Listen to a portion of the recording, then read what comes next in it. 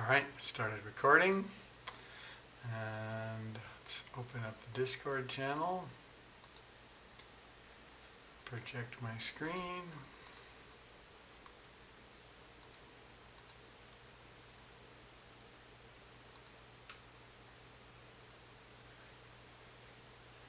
Good afternoon, welcome to our last regular day of calculus. And exams have been graded, and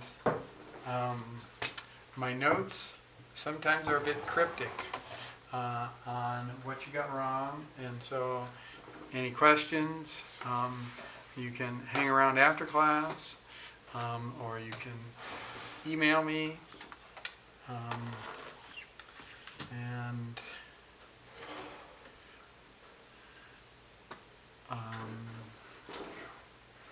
there's no spot check today, I don't believe. Nope. And if somebody can just let me know if I'm coming through okay. Last time we kind of had some poor connection for a number of folks, but that loud and clear. Great. But last time my wife said that she was having problems, just in her Zoom meetings that day. I don't know if something was up in the network. Video feed's black. Anybody else having troubles? You can't see.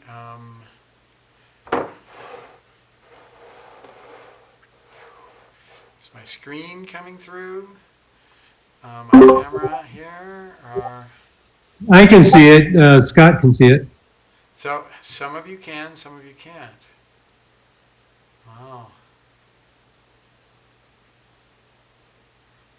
Alright.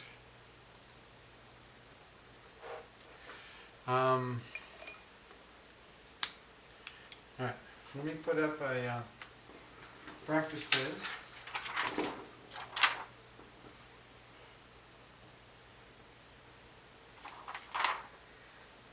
Alright, and I'm going to walk you through parts of this. Number one.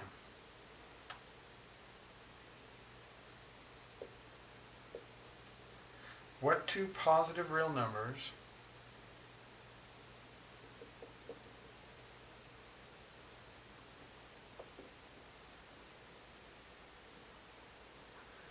whose product is 50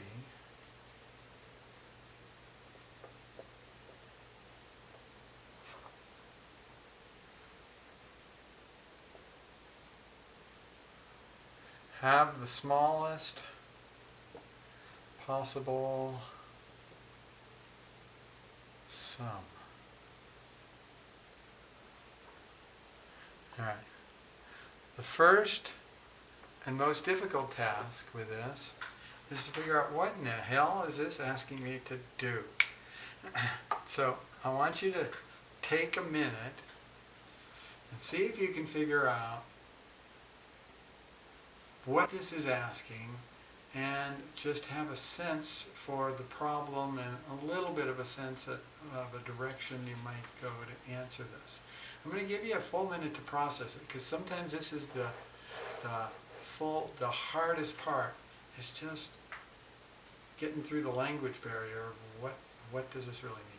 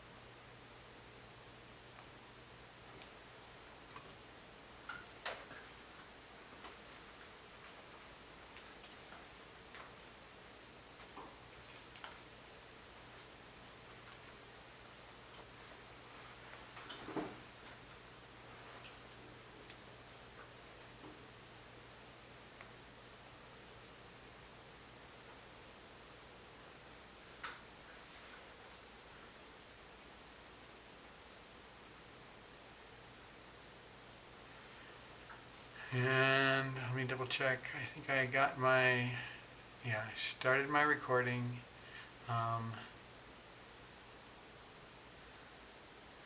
Okay, some are still having some difficulties. Okay. All right, so to get a feel what's going on these problems, I would always look for concretes. And I would say, all right, I can think of two real numbers whose product is 50 of 50 times 1. And then their sum is 51. But the two numbers have to multiply to 50. And so I would just play around with some numbers like this. And what I'm starting to notice just really quickly is the more that I take the two numbers equal to each other, the smaller my sum gets. So I can just use this information to barrel straight down. I'm pretty sure the answer is going to be square root of 50 times the square root of 50, because you can't get more equal than that. And then when you add these two together, it's going to be, now square root of 50 is about 7.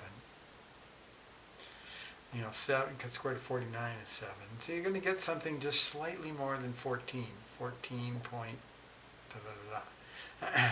And I'm pretty sure that that's what my answer to this thing is.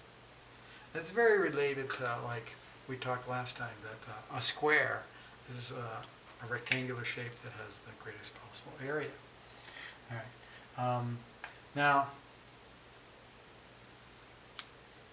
the parts I'm going to help you with, and then I'm going to turn you loose,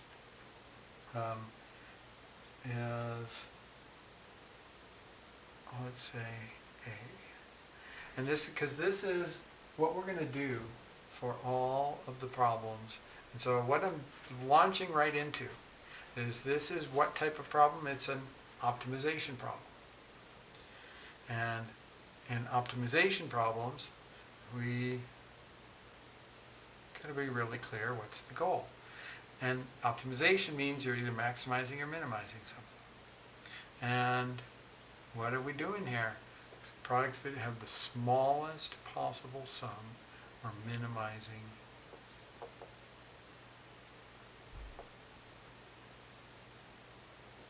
the sum. And let's give it a variable name, S. S for sum. Minimizing the sum S. And then, so this is the procedure we'll follow with every time we do an optimization thing. State what the goal is, and then, now I'm still having this flashing issue. I see when I'm looking, and it only is when it's coming through my camera, as I see the camera flashing, and this didn't used to happen on my old computer. I had my son work with me after class last time, and we put in a new device driver for the camera. So I don't know what the issue is. Then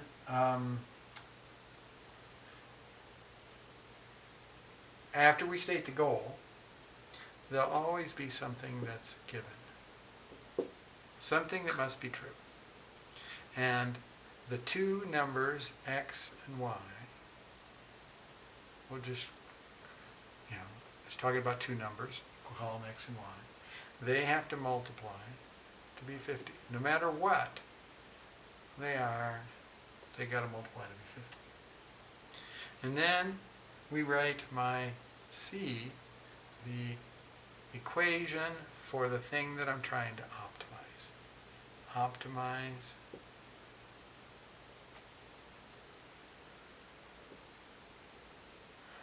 S, so we need S to lead off the equation. What am I optimizing? In terms of x and y, the sum x plus y. Now, I'm going to be turning you loose in a minute here, but before I turn you loose, let me remind you that this is the same difficulty we ran into on Monday when we did the fence, the farmer with the fence. Is we get something that we're trying to optimize, but there are two input variables, and that's a problem. We can only deal with one input variable. That's all we've learned how to do so far. So we've got to somehow resolve this difficulty that there's two input variables. We need one input variable for the one output variable. And then we need to use calculus to then optimize this. And we should come out with this answer, square root of 50 for x and y. But that's your job. Come up, finish the rest of this problem, and I'll give you a couple minutes.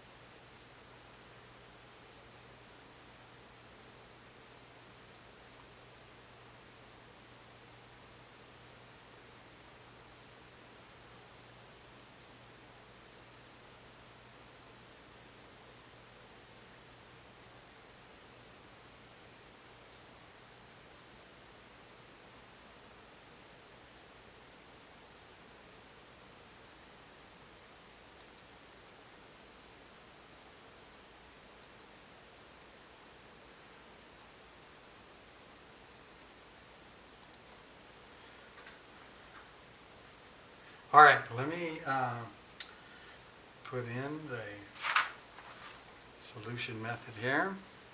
So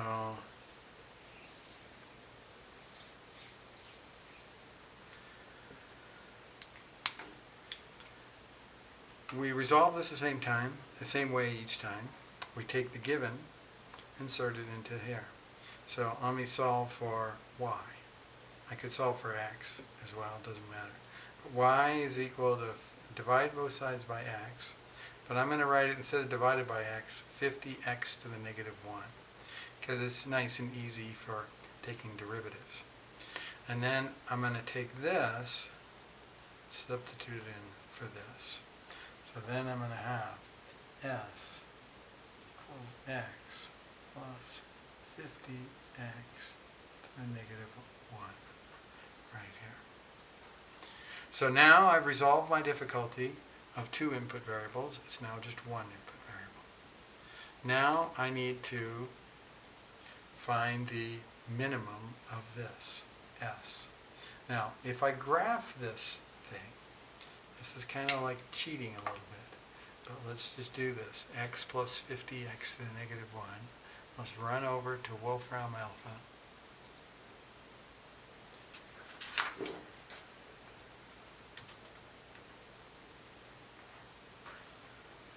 Y equals x plus 50x raised to the negative 1 power.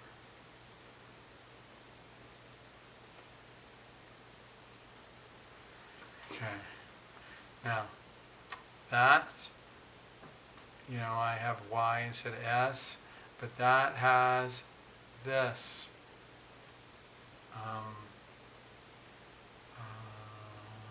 right. When the x values are, let's look at this one. When the x's are going the bigger view, we see that this is coming like this. Now this is, okay, where does it look like it has a minimum? Maybe over here we might be able to enlarge this.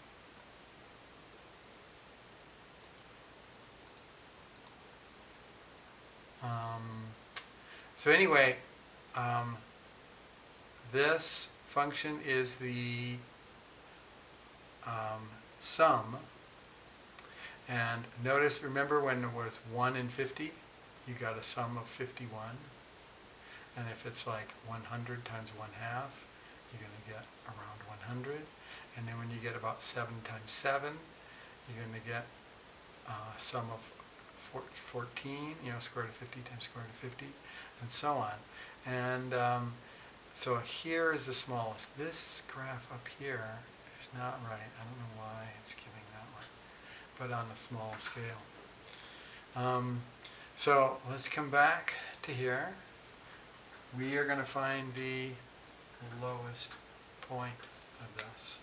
And so we take ds dx, the derivative, is 1 minus 50x negative 2.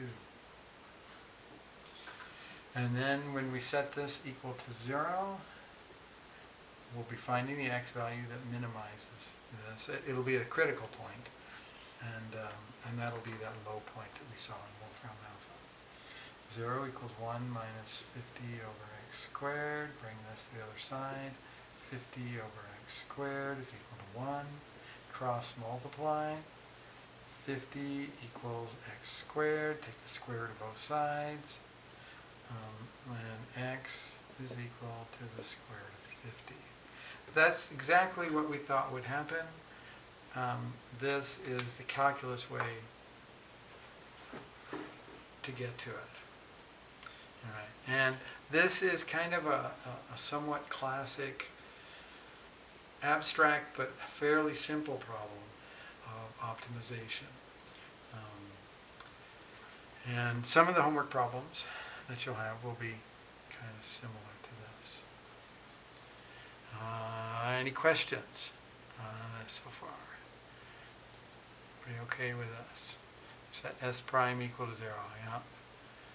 And, all right, let's go to number 2.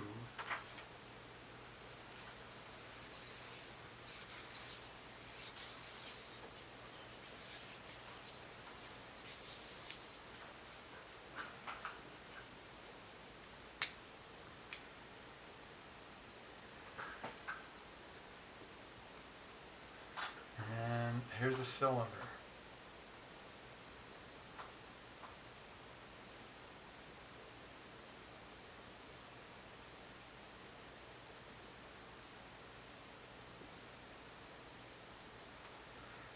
And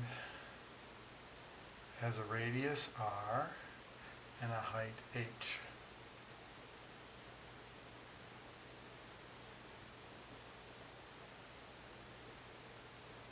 State the volume of the cylinder.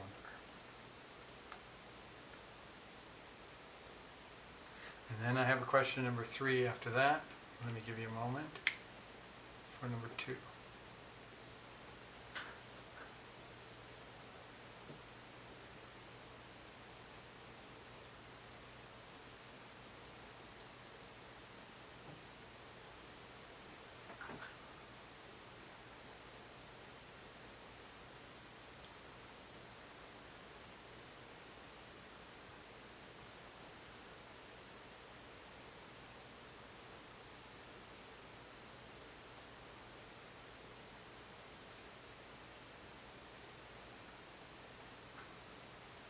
Twenty seconds more.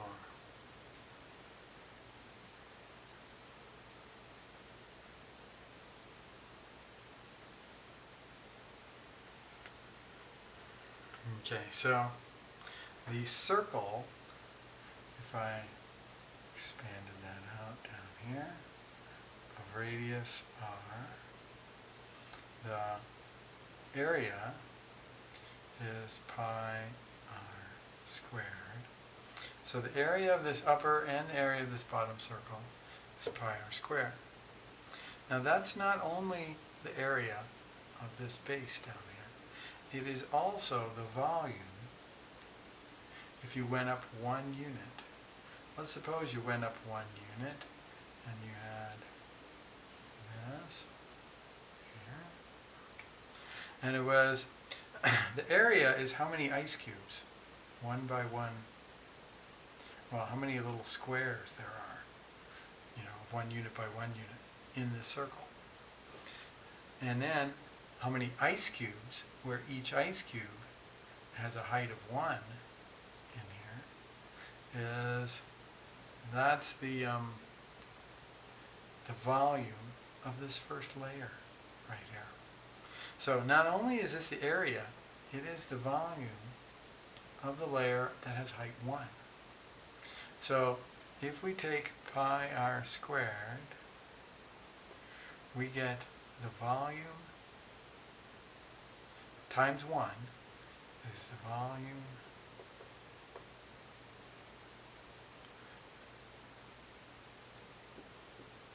with height of 1.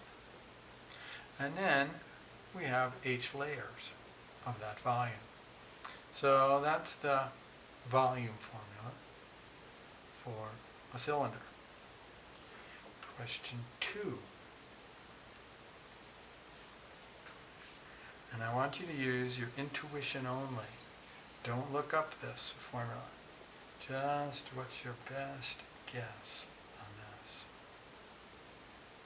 Is if we put a cone inside of this, so that the cone goes like this. Okay, so that cone, it's an ice cream cone. It goes totally inside the cylinder. What fraction of the volume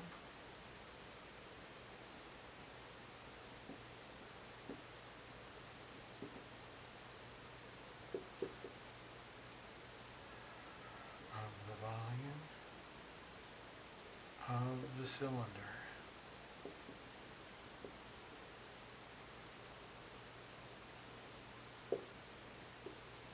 is the volume of the cone? Just by looking at it and using your intuition, guess a fraction. And if you would please, put that fraction, enter that in Discord. And let's just see what people's intuition are about what fraction of the volume of the cylinder is the volume of the cone.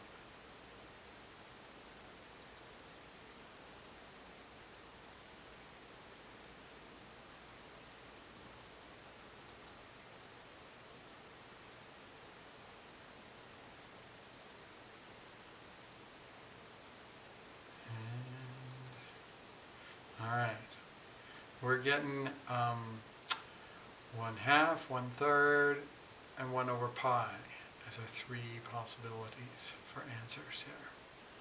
And my first instinct on this would be, Carl, doesn't it look like this green part is taking up like only, it's like if you had this line coming straight down. This green part is like half of this half, and then this over here is half of this half over here. So from here to here versus here to here. And I would tend to say, oh, it's 1/2. But the 1/2 isn't correct. You can fit more into it. The half would be the case if you went not to a point in every side. Why I was wrong with this is because I wasn't realizing from the front and the back, you got to move into that middle point as well. If we were kind of, if this line, what I'm seeing here was a line coming from here all the way back to here, but it actually just comes down to the center of the cone, right in here. So it is less than half, and it turns out to be 1/3. And that's an important formula that we're going to be needing today, and that is the volume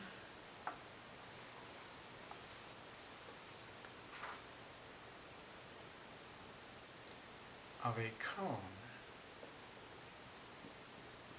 is 1/3 pi r squared h. And so a curious fact, next time you're at an ice cream parlor, if you see those great big barrels that they're scooping the ice cream out of, and you could tell whoever you're with that if they made an ice cream cone, the height of that barrel of ice cream with it coming down to a point like a cone there, they could make exactly 3 of those, 3 such ice cream cones worth of ice cream in that barrel. Now,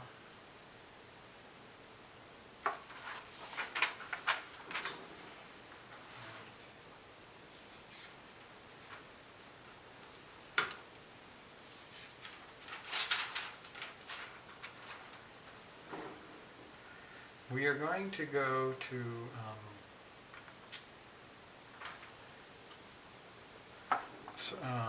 that ends the practice quiz, and we're going to look into 4.5 a bit more, optimization. Before I do that, are there any questions?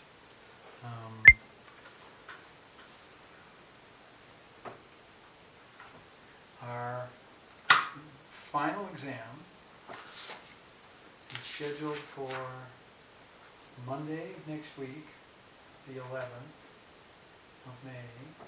We're going to go it'll start at 5:30, the usual class time. I'll get on Discord then, I'll just say no class today, just be doing your final exam. But if any issues or questions come up, people can either email me or chat at me in Discord. Okay. No other leftover remaining questions that are burning for anybody? Okay. All right. Well, let's move on then. And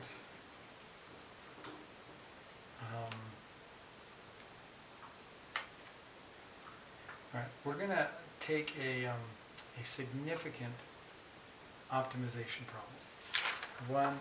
And this is the nature of this section, this last section, 4.5. Some of the problems can get incredibly difficult. They're application problems, and you have to pull from wherever you have to pull from. And they're really thought-provoking, though. And you have to really change up your expectations when you're doing these problems. If you can change your expectations enough, you may really enjoy this. But if you expect to sit down at one sitting and be able to whip through all the homework problems in 4.5, boy, you are going to be really in for a surprise. Some of the early ones, you might be able to do that. And then the more difficult ones, each problem is going to take, you put it down, you make an attempt at it, and you kind of, after a little while, you get stuck, and then you take a significant break. And then you come back to it, and you think, oh yeah, I could come at it from this whole different angle. and then you try something else, and you might run in through a couple dead ends before you finally figure out a path that works. And that's how most application problems in math work. And so I want you to experience one that's a significant, difficult problem to see how that process can work out. When you are doing math homework that way, getting comfortable with getting stuck and realizing that that's just part of the process is something that really takes some getting used to. And as you move along in math, it becomes more and more the case that getting stuck is nothing to panic over, it's just part of the process.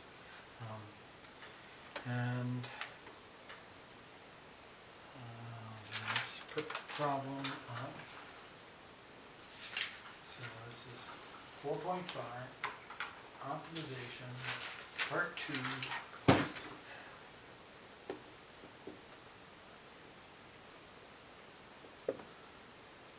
And the problem is this: a cone-shaped drinking cup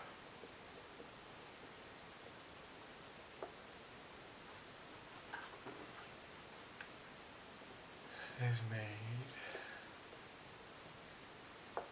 from a circular piece of paper.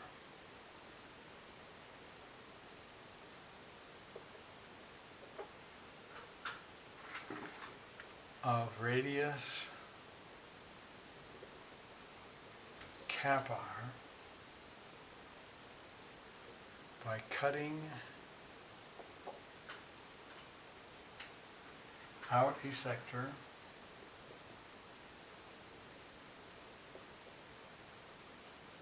and joining the edges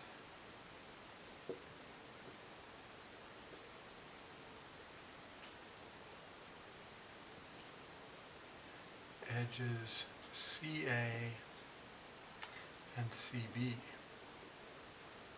Well, let me draw a picture so you can see that. So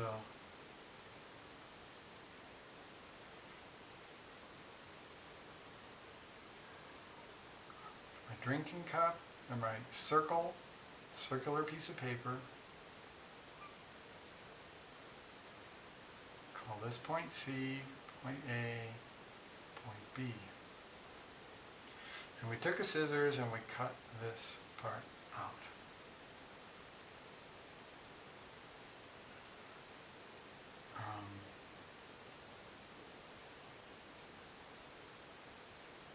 And this is kappa.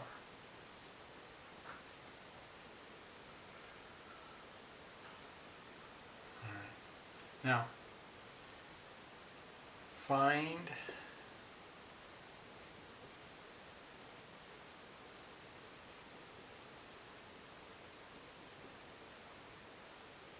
the maximum capacity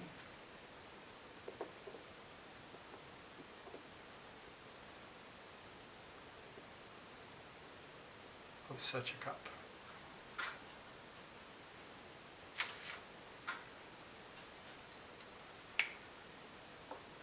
All right, and let me give you a minute to just process what this is asking.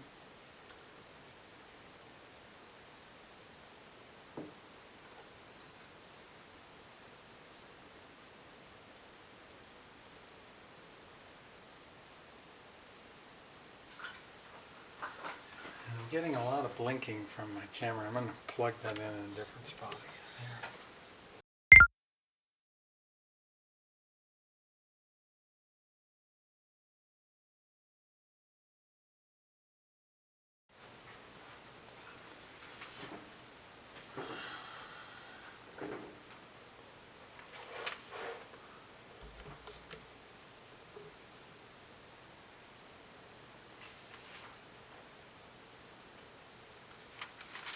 All right.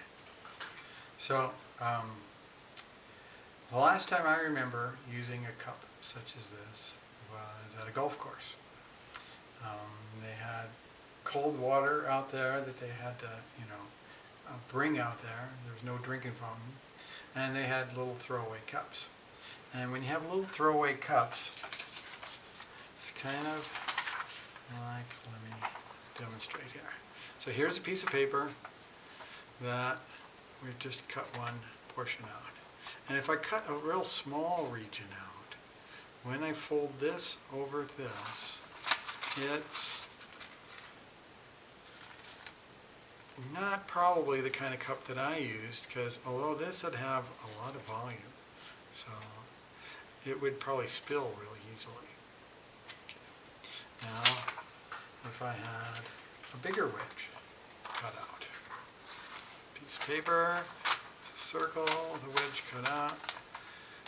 This, you can see, is a cone, getting the shape of a cone. And this is a little bit more like the drinking cup that I would have. It's not quite so super wide. May have less volume. So this one is asking for maximum capacity, the one that has the biggest volume of water that it could hold. But this might be more, more like what I'd actually use. And if I cut out so much, even if I went really, the size doesn't really matter. It's the ratios that are the big deal. Suppose I cut out half of the circle, and I push this together. See, now that's more like the cup that I probably drank out of. It was made from a single circle. All right. So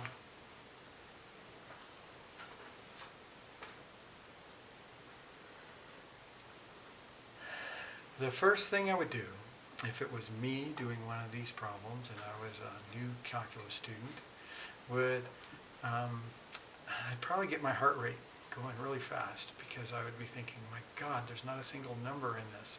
How can they ask me a question, find the maximum capacity, and all they've given me is letters?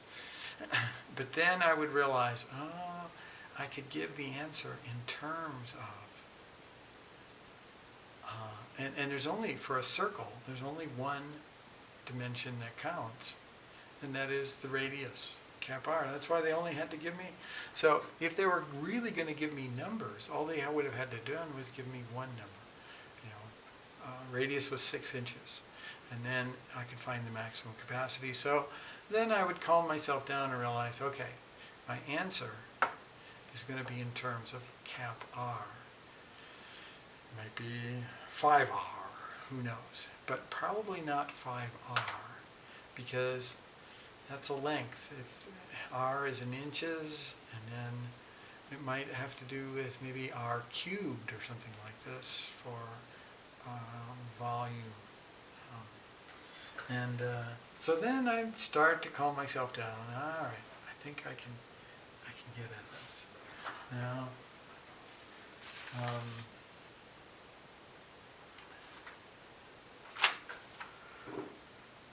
when you take this piece of paper and you cut out the wedge, fold it together, after it's folded together, the new shape I'm going to draw over here. I'm going to put the circle up top, coming down to a cone,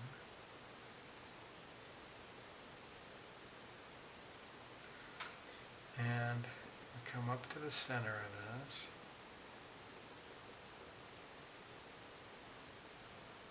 I'm going to call this H. I'm going to call this little r, the radius. And this one is the side of an edge of this, of an edge of the cup. So I'm going to call it E for edge.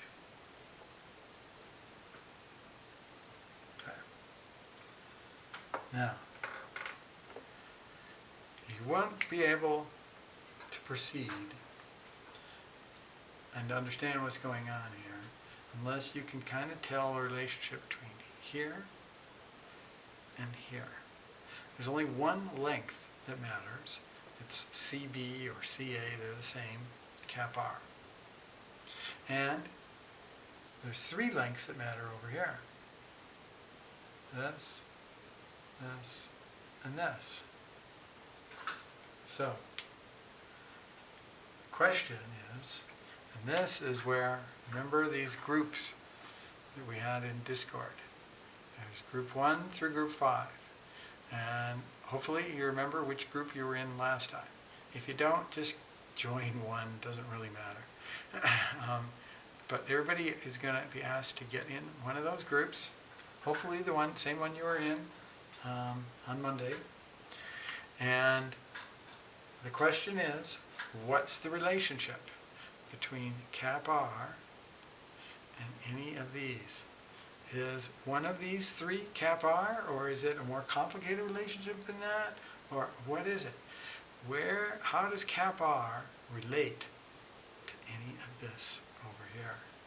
And talk it out in your subgroups. And I found out when I did this in a different class with these subgroups, that instead of asking all the groups to report in the main chat thing, it was more efficient for me to just pop into each subgroup and look. So let me let you know I'm going to be doing that, so you don't have any privacy. But I still want you to just kind of brainstorm and don't think too long. Just start saying, this might be this, and then just try to work it out in a kind of a discussion format. So let me give you a minute. Everybody go ahead in one of these 5 groups, talk that out.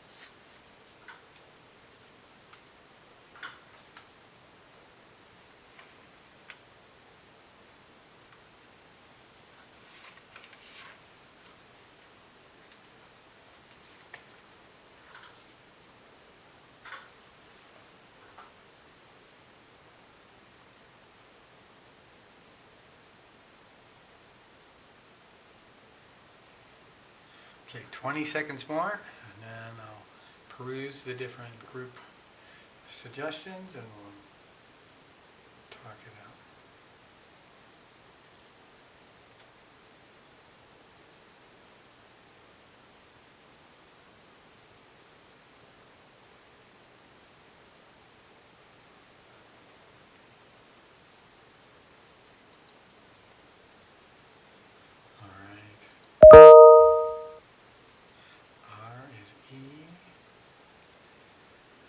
I'm not sure I find the small r.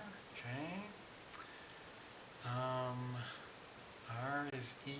I think you're right. Okay, and R is E. Alright. You all have more visualization abilities than I do. I remember taking, it was in high school, I took a drafting class and we had to rotate things and draw pictures of them after they wrote, and boy, that was a struggle for me.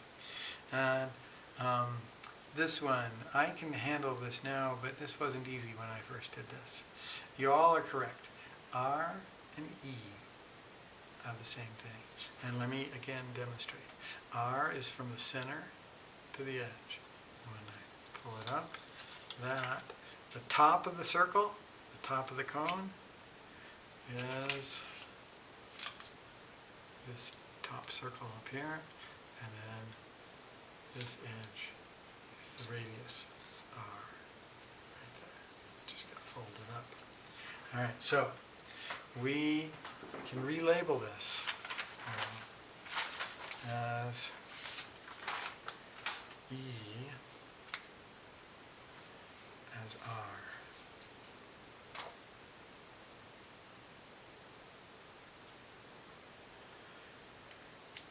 And we're going to do the same things that we were doing before. We are going to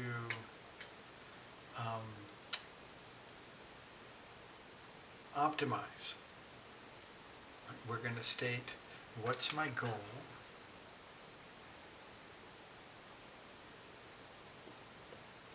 and then we're going to state, well, what are we given? And then we're going to see, when you have the goal, you're going to have a variable. This thing that I'm trying to maximize or minimize, I'm going to call it this letter. And then you need to then get an equation with that letter, and then we're going to use calculus to get there. And because this is something that you may or may not be able to have some success with on your own, I'm going to take this as our time for our break. So we'll take a 15-minute break right here, and if you think that you can map this out with this information, go for it. And if you care not to, and you just want to wait to see what it is, that's fine too. But I want to give people that opportunity if they're so inclined. So we'll start again at 6:32.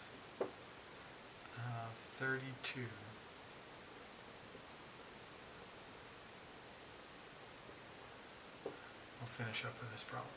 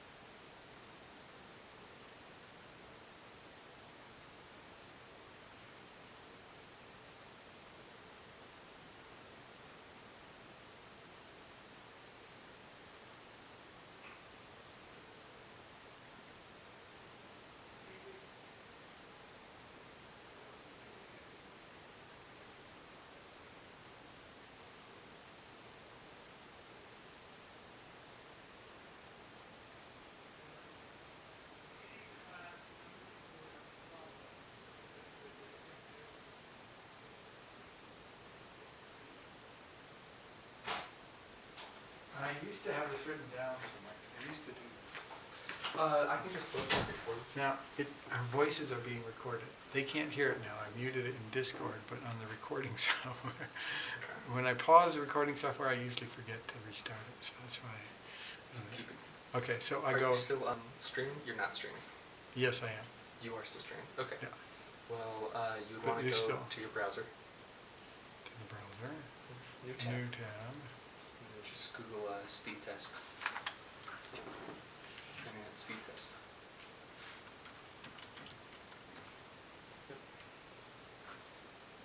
The first one, speed test by Ookla, is the one that I usually do. Just click go. And then you'll get your upload and download time. As well as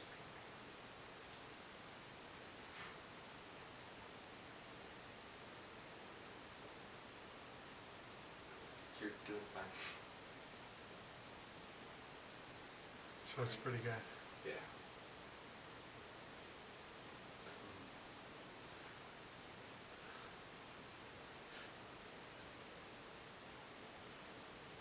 228 megabits per second.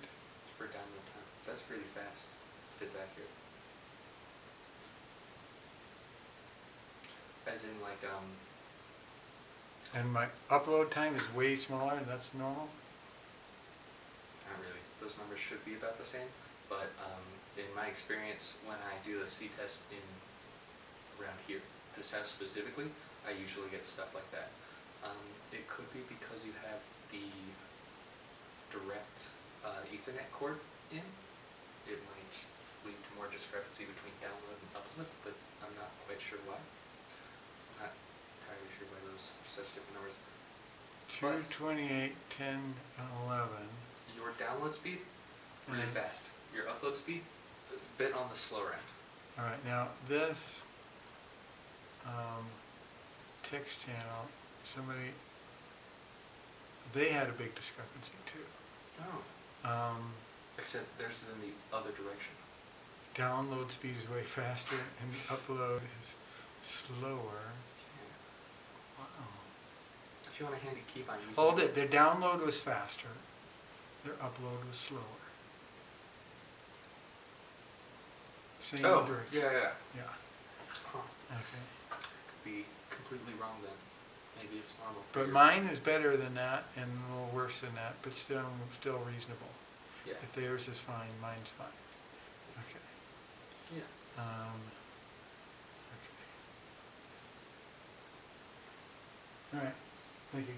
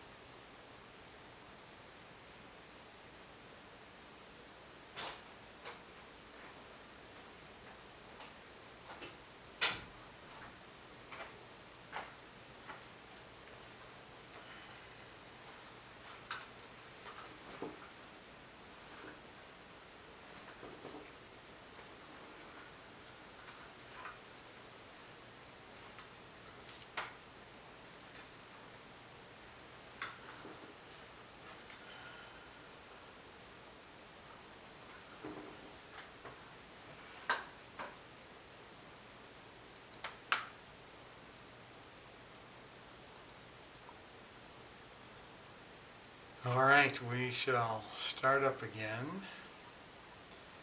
And, all right, so the goal is we're maximizing capacity. Capacity would be volume. So maximize volume V. And then given, we gotta look and see what's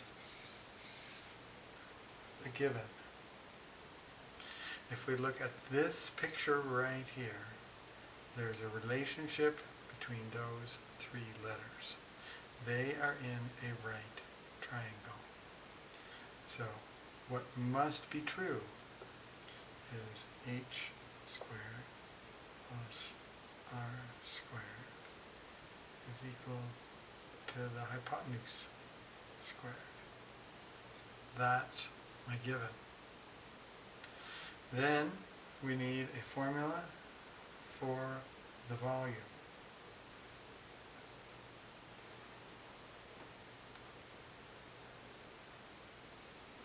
The volume of a cone, we worked that out before we got into this problem.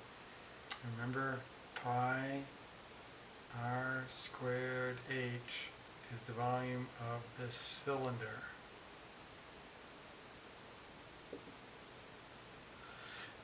And the cone inside is 1/3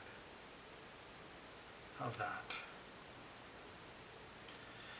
This is my equation for the volume. The thing that I'm trying to maximize or minimize should be along the left-hand side over here. And to the right is, now this pi is just a constant, just like this 3 is a constant. But there are two variables, and that's a problem. We need to get these two variables down to one variable. So I need to solve for either r or h and plug it in. How do I get down to r or h? I'd have to go back to this equation. This tells me the relationship between these two variables. This is not another variable, that's a constant. That's the only dimension that you were given to start with. But you weren't given it as a number, you were given it as the letter cap r. But it stays fixed. So this is not varying. These two could vary, and depending on how you vary it, you get different volumes. Just as in the way we vary it is by, that r stays fixed. And so this dimension over here stays fixed the whole time, but I can make my cone really skinny and tall, or I can make it really wide. And this one has a very small height, and this has a much larger height. This has a small radius, and this is a much larger little r radius of that circle. The circle at the top. And so I use my given to plug in here to get rid of one of these variables. To solve this thing for h, I would have to square root both sides, and that would introduce plus or minus sign. I'd like to avoid that if possible. Well, that's easy to avoid. I'll solve for r squared.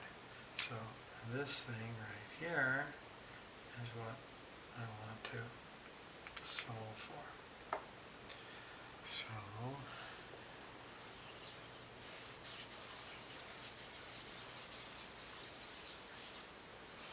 So you see how these are not a simple problem.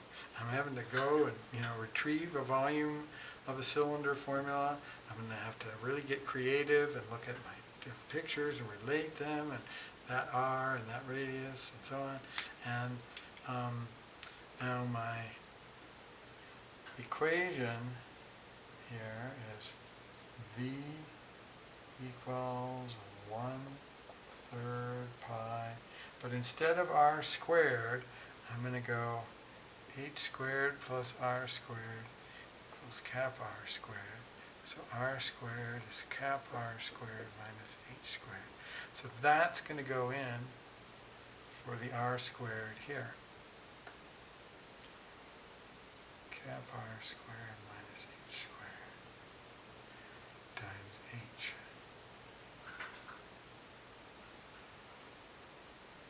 Okay. So now pi, 3, and cap r are all constants. They're not a variable. The only variable on the right hand side is little h. And let me multiply that out. Let me put the 1/3 pi h all front. R squared minus h squared. And then now let me distribute that 1/3 pi h to both. 1/3 pi r squared. I'm going to put the variable way at the back. Minus 1/3 pi h cubed. Okay, so I have v in terms of one variable h. So now I can take the derivative with respect to h, and then I would set that derivative equal to 0, and then maximize or minimize this. So this all looks really complicated, but these are all constants. So that would just be like 5h. The derivative would be 5. So all I'm going to get is that stuff that I circled. And when I take the derivative of this, treat the pi as a constant. These 3's cancel out. Pi h squared. Then I set my derivative equal to 0.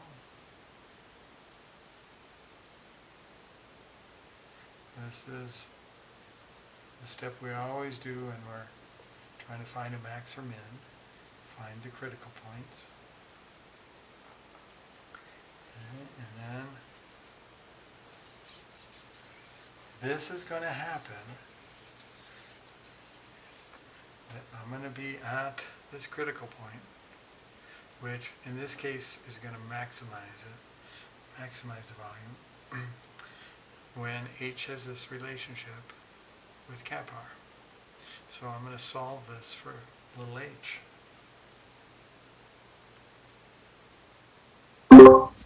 Hey, Robert, Yes. why did you drop the 1/3 with the pi h cubed on the right side of the subtraction sign? Okay, when I took the derivative with respect to Oh, h, that 3 and that 1/3 kill each other. okay, got it. Okay. Good question. Make sure we're all on the same page. Now, we're going to solve this thing for h. We're going to move this to the other side.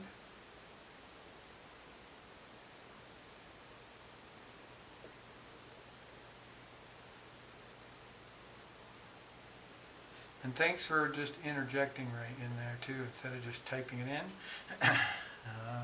Clarify it before we move on. I'm going to divide both sides by pi.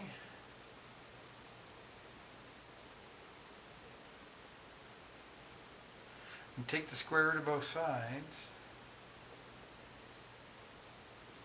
And what I'm going to get is r in the numerator and square root of 3 in the denominator.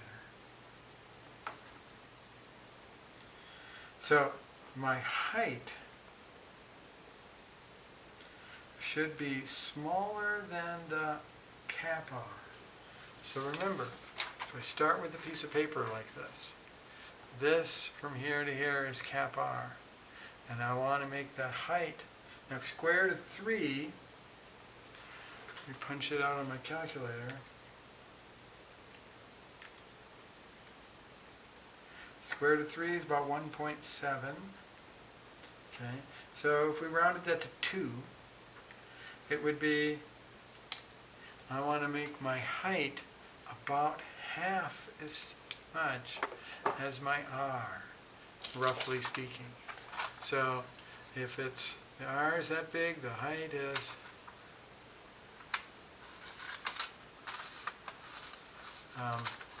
so, how much do I bend it in? Just so the height becomes about half of that. And then, so that height be kind of in here, somewhere there. And now, that, though, wasn't the question that was asked. It didn't say, what's the height that you need to make it at? It said, let's go back to the original question.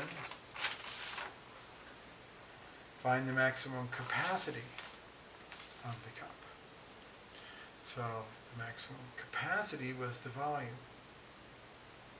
So now we could just stick this height in anywhere where we had the volume.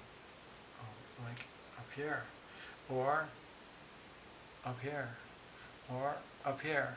There's only h's in all three of those equations. That's the only variable. If I plug it in into this one here, the volume will then be 1/3 pi r squared. H will be r over the square root of 3 minus 1/3 pi, and then this thing cubed.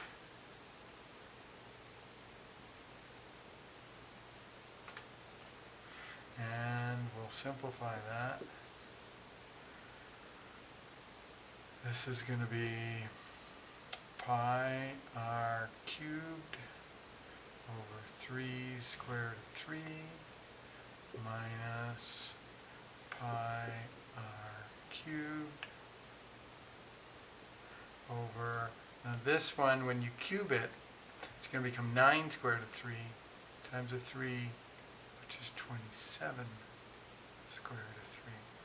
That's my maximum volume. And it occurs at this height, right over here. And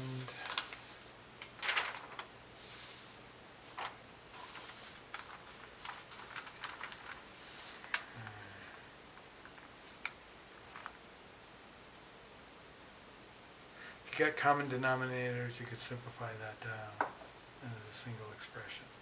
But I think that then takes care of it.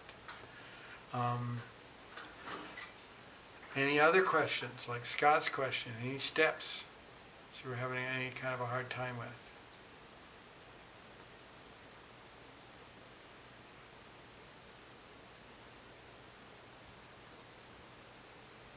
Okay.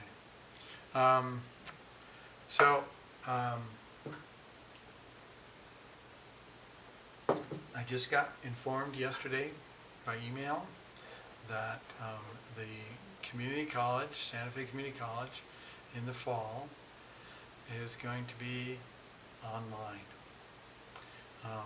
Wherever possible, it is online. So, like, if I was teaching woodworking, it wouldn't make sense to do that online. So there might be some places where there are some courses that have some physical presence at the campus, but if it's possible, and math has been determined that it's possible to do it online, it will be online. So if you're in the Calculus 2, if you're moving on in the same class next year with Calculus 2, it will be online again.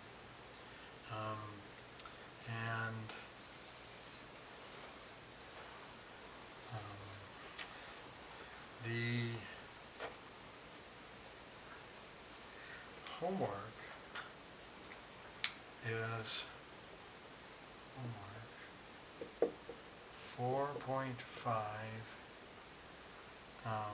See this optimization part, and I'm gonna require that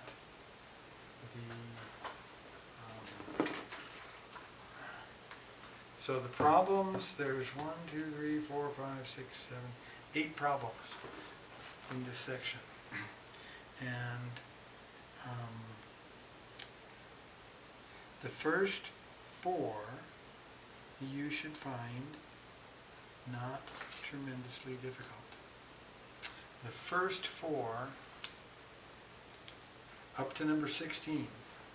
So 7, 8, 10, 16. Those are required. You've got to have those. Turn it when you turn this in. The rest, 19, 20, 24, 27.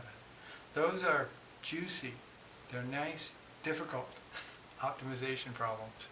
And I really want you to spend time with those and spend lots of just understand that you're not going to get it at your first go.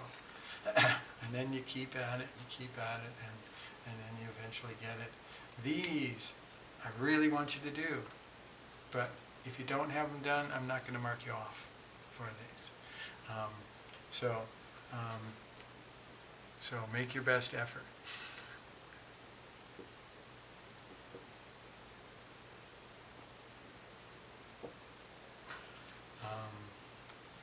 And put something down to show that you're, working at it and so on. But if you can't, you wind up not being able to get those, I'll still give you 100% if you got up through 16 and do those well.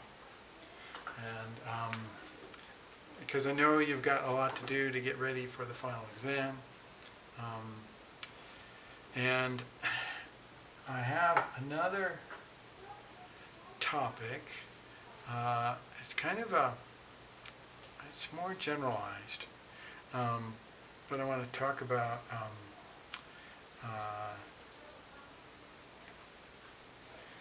let me put this in the form of a question here. So the generalized question is this: how come we do technological wizardry, and we've sent men to the moon, we've sent spaceships to Mars,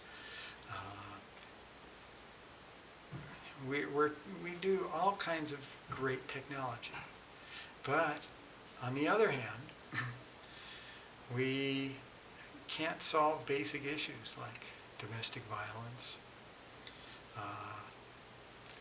extreme inequity of wealth within our own country, within the world.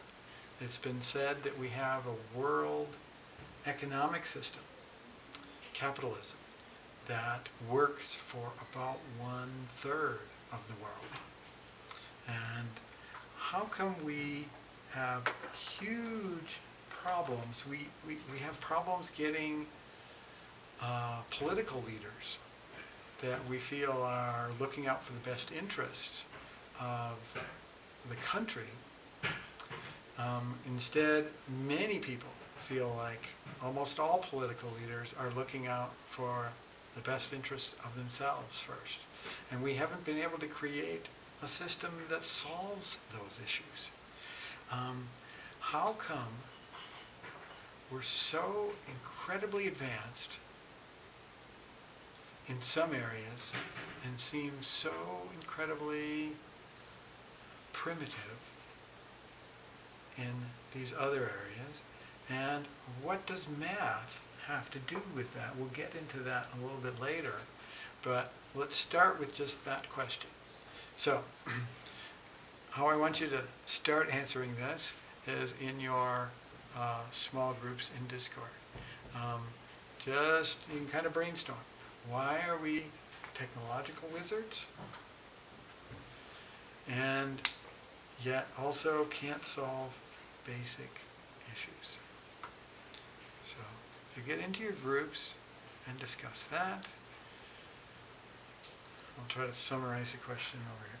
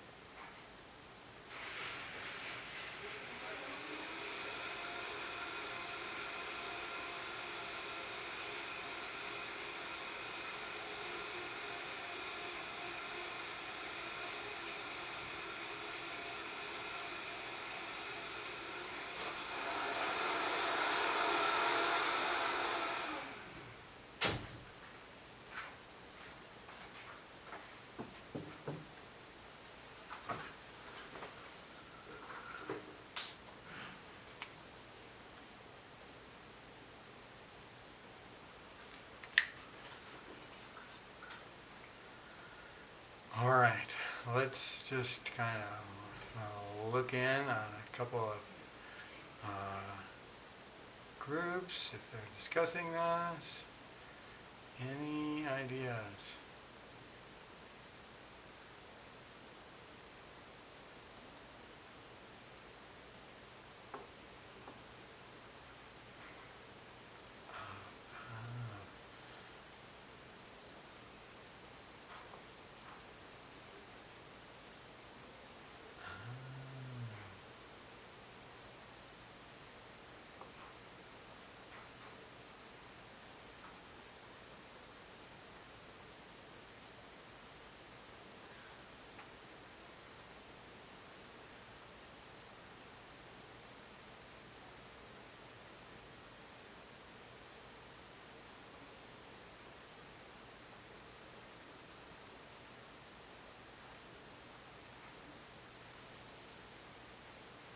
Okay, so I'm seeing a lot of ideas.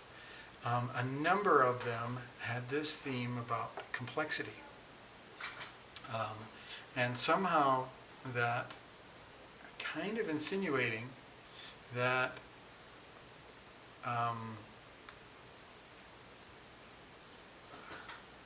technology, as complex as it looks, is simple. Perhaps this is simple, and perhaps this is complex.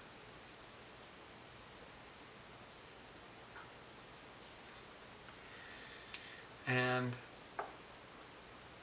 it turns out, if you make that assertion, mathematics has something to say about that.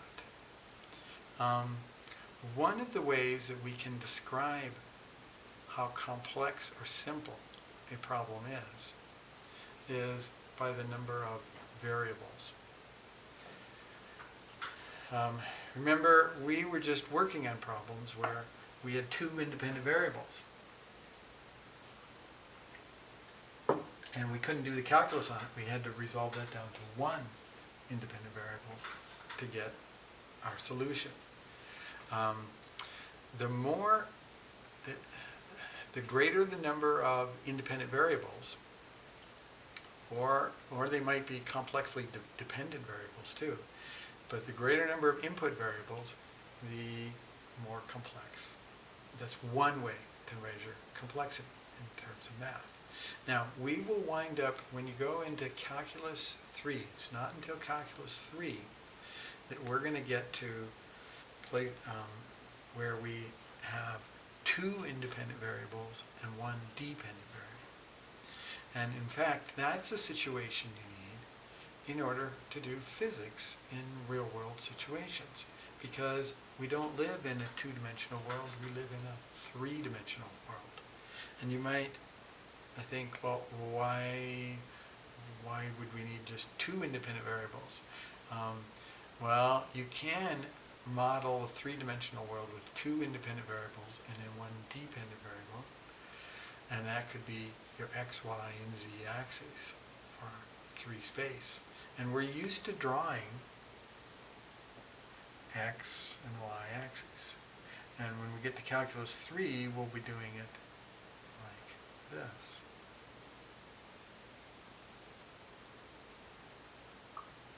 We'll have this be our y-axis, this be our z-axis, right on the board. But the x-axis we'll draw in perspective as if it's coming out of this directly up and away, but we have to draw it with perspective. Draw it like this, the x-axis. And then we'll be able to, say this point over here came from here on the x-axis and here on the y-axis, and then you went straight up to this value, and that height was the z-coordinate of the point, and so on. And so when we model in math to just move up to two independent variables, and then we'll get situations where z is some function of x and y, that Model 3 space, but the calculus becomes a lot more complex. And how do you deal in a 3-space world,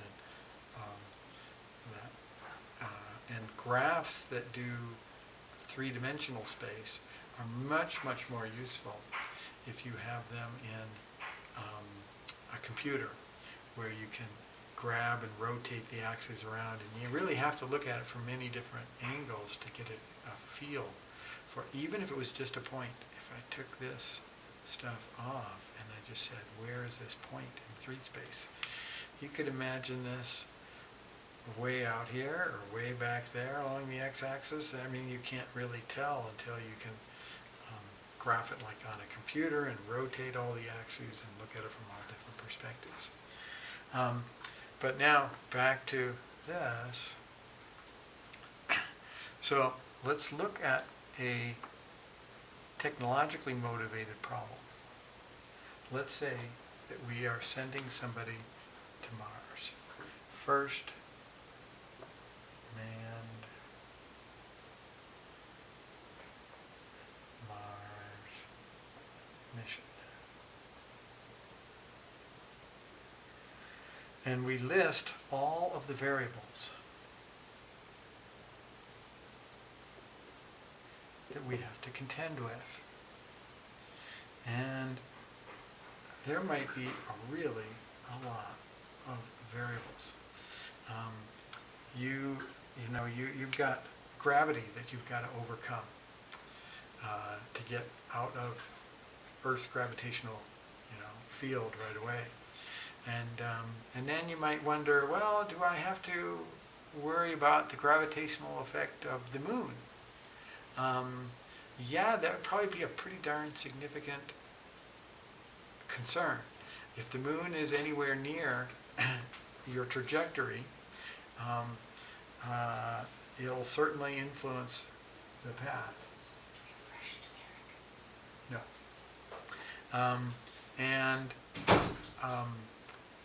We might ask the question, all right, do we have to worry about the gravitational effect of the sun for this mission? And perhaps, and maybe that'll be some things that we have to work into our calculations. And then one might then say, well, do we have to take into account the gravitational effect of all these stars, very distant stars from us? They are still going to have an effect and move the rocket ship in certain directions. And that is true, but their effect will be so small that we can wind up minimizing those and say, let's not worry about those. And then realize that, we're going to get really close to our ideal location, but when we get really close to Mars, we're going to need some side thrusters to make up for, because we can't get that precise. There really are an infinite number, or nearly infinite number of variables, but we can take the variables that are significant to us, count for them really well, and then blow off all the ones that we determine are so small that we can ignore. And you're going to wind up having a huge number of variables that are going to affect this that you've got to deal with. But let's contrast this now to make up a situation that seems not too hard to imagine. Have you ever walked down the hallway at Santa Fe Community College, and the college was pretty empty at the time you're walking down, and there's one other person coming in the other direction? And let's suppose that you're going to try to predict and come up with some way to predict whether that person initiates saying hi or not. Okay? So, stranger in hallway,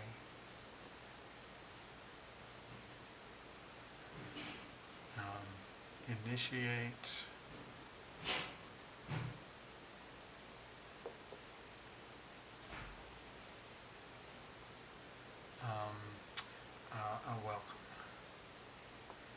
So sometimes people say hi as you walk by, sometimes they don't.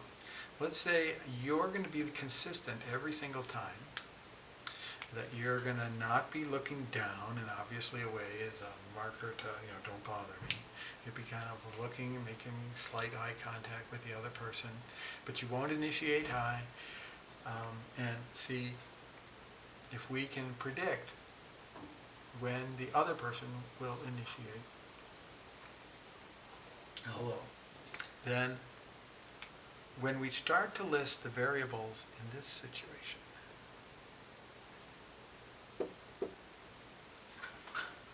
what are the variables we have to take into account? Pretty soon, when you start listing them, you start to realize that, all right, if I'm just brainstorming now, variables might be, the personality of the other person.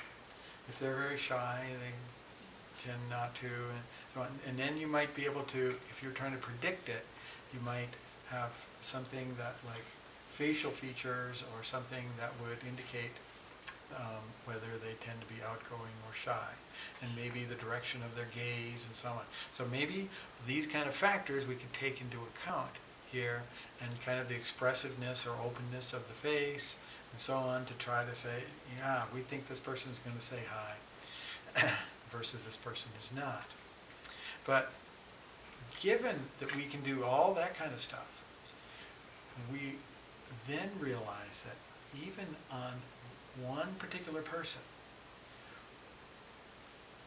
it's probably going to, the variables you're going to have to consider are going to be things like, is it morning and did they have their coffee yet? And if not, then no way. And you wind up getting so much into the mood of this person over here. And then you have all the things that can affect that person's mood. And it could be how they slept that night, what their instructor did on their most recent class, and then we wind up seeing that this has a finite number of significant variables, while this has an infinite. For us, we can't put any kind of limit on number of variables. There's an infinite number of them. And so when it's been looked at through a mathematical perspective, we've somehow started to get some insights on things that are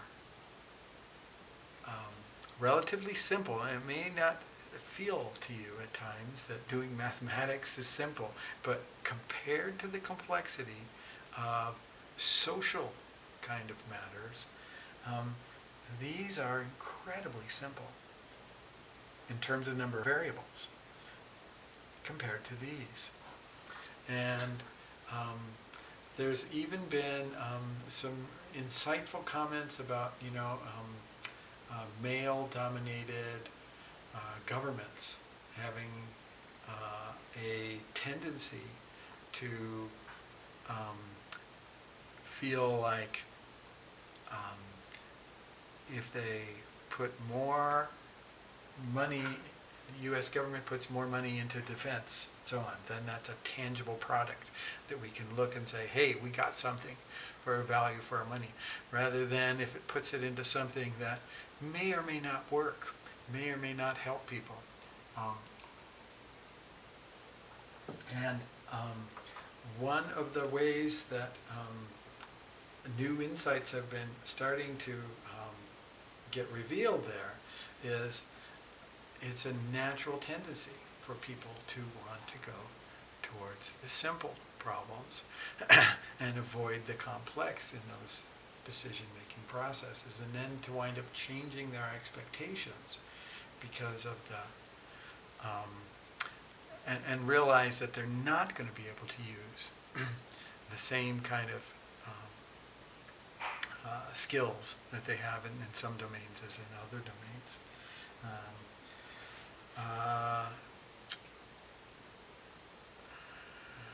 All right. I guess we've run through 4.5. I wanted to do something on this.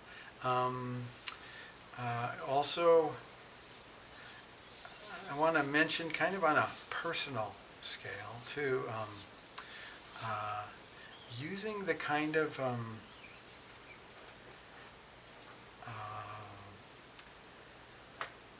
focus that one learns in mathematics of how to understand something deeply can be very helpful in a great number of areas beyond mathematics. For myself, it was 25 years ago. I was in a small group of people. It was kind of like a 12-step group for people that had come from really dysfunctional and screwed up families. And it was when I was in that group, I had it was incredibly insightful for me to hear from other people who had feelings that I thought maybe I was the only one who felt the way that I felt. And I had been going to one of these meetings for, I don't know, 4 or 5 times. And after the meeting, there was a woman who had also been at the meeting, and she said, "Let's go have a cup of coffee." And so we went next door and had a cup of coffee, and then her boyfriend came up. And so we were talking about the meeting and what went on, and he said to me, he said, "Well, there's one thing wrong with the structure of your meetings." And I said, "What's that?" And he said, "Well, I come from Alcoholics Anonymous meetings. And when you go to Alcoholics Anonymous, you get a sponsor." And he said, "That sponsor is somebody who's been through what you've been through and came through on the other side." He said, "That person is invaluable."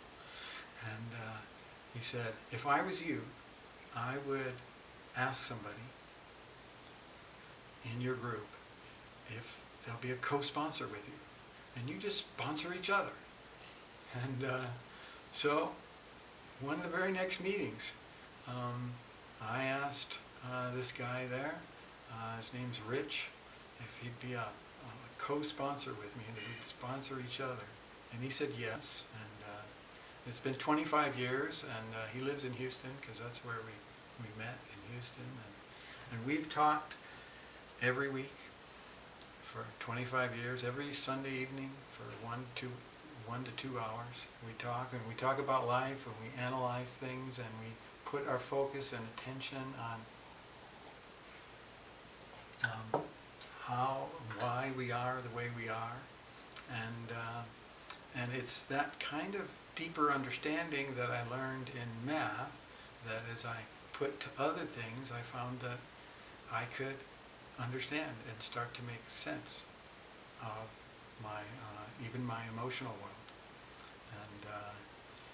And the really interesting things that I would not have anticipated when I was younger, that I would say that I've learned in my years on Earth is it took me a long time to eventually become really kind to other people. But that was much easier and came much earlier than learning to be kind to myself. That the inner patterns of how I treated myself were mostly hidden from me. It took years to uncover. And then once I did, and I was able to wound up being really kind to myself. But I mean, it was very, very startling to me about how, when I realized, oh my gosh, this is what I've been doing to myself all these years, this kind of internal dialogue of self-criticism and so on. And I have some other real close friends too, and we talk the same way about that. They've been the same path, that it's learning to be kind to people came first, and then learning to really be kind to ourselves was slower to develop. Patterns that were placed at a really early times in our lives are just really difficult to see. And so those are some of my parting words for this class, and I think that's all I have for you today, and I hope to see a number of you in Calculus 2 in the future. And it's been great working with you all.